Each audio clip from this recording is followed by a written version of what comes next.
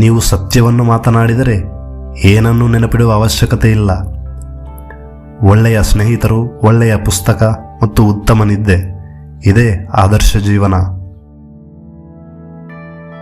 ಪುಸ್ತಕ ಓದದೇ ಇರುವವನಿಗೂ ಹಾಗೂ ಓದು ಬರದೇ ಇರುವ ಮನುಷ್ಯನಿಗೂ ಯಾವುದೇ ವ್ಯತ್ಯಾಸವಿಲ್ಲ. ಪ್ರತಿಯೊಬ್ಬರೂ ಚಂದ್ರನಂತೆಯೇ ಯಾರಿಗೂ ತೋರಿಸದ ಡಾರ್ಕ್ ಸೈಡನ್ನು ಹೊಂದಿರುತ್ತಾರೆ. ಹಸಿವಿನಿಂದ ಇರುವ ನಾಯಿಗೆ ತಿಂಡಿ ಕೊಟ್ಟರೆ ಅದು ಎಂದಿಗೂ ನಿನ್ನನ್ನು ಕಚ್ಚುವುದಿಲ್ಲ. ಇದೇ ಮನುಷ್ಯನಿಗೂ ಹಾಗೂ ನಾಯಿಗೂ ಇರುವ ವ್ಯತ್ಯಾಸ. ಧೈರ್ಯವೆಂದರೆ ಭಯವನ್ನು ಜಯಿಸುವುದೇ ಹೊರತು ಭಯವೇ ಇಲ್ಲದೆ ಇರುವುದಲ್ಲ. ದಿನಪತ್ರಿಕೆ ಓದದಿದ್ದರೆ ನೀವು ಮಾಹಿತಿಯಿಂದ ವಂಚಿತರಾಗುವಿರಿ. ನೀವು ದಿನಪತ್ರಿಕೆ ಓದಿದರೆ ನೀವು ತಪ್ಪು ಮಾಹಿತಿ ಓದುವಿರಿ. ದಯೆ ಎಂದರೆ ಕುರುಡರು ನೋಡಬಲ್ಲ ಹಾಗೂ ಕಿವುಡರು ಕೇಳಬಲ್ಲ ಒಂದು ಭಾಷೆ. ಸೂರ್ಯನು ಪ್ರಕಾಶಿಸುತ್ತಿರುವಾಗ ತನ್ನ ಛತ್ರಿಯನ್ನು ಸಾಲವಾಗಿ ಕೊಟ್ಟು ಮಳೆ ಶುರುವಾದ ಮರುಕ್ಷಣವೇ ವಾಪಸ್ಸು ಕೇಳುವವರೇ ಬ್ಯಾಂಕಿನವರು. ಸಂಪೂರ್ಣವಾಗಿ ಜೀವಿಸುವವನು ಸಾಯಲು ಎಂದಿಗೂ ಸಿದ್ಧನಿರುವನು.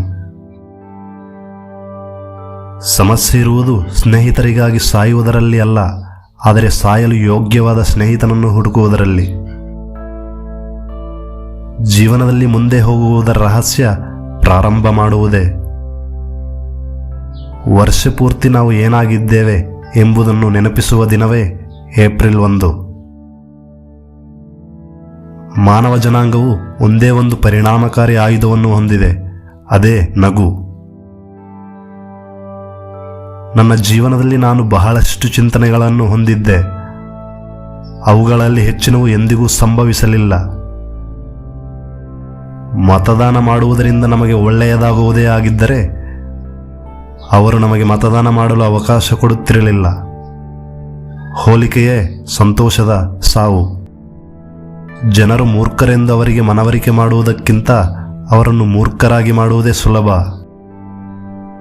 ನಮ್ಮ ಬಾಯಿ ತೆರೆದು ಮೂರ್ಖರಾಗುವುದಕ್ಕಿಂತಲೂ ಬಾಯಿ ಮುಚ್ಚಿ ಮೂರ್ಖರಾಗಿ ಕಾಣಿಸಿಕೊಳ್ಳುವುದು ಉತ್ತಮ.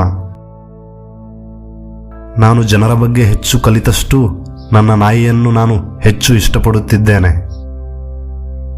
ನಾಚಿಕೆ ಪಡುವ ಅಥವಾ ಅದರ ಅಗತ್ಯವಿರುವ ಏಕೈಕ ಪ್ರಾಣಿ ಮನುಷ್ಯ. ಚಿಂತಿಸುವುದೆಂದರೆ ಯಾರಿಗೂ ಮಾಡದೇ ಇರುವ ಸಾಲವನ್ನು ತೀರಿಸುವಂತೆ.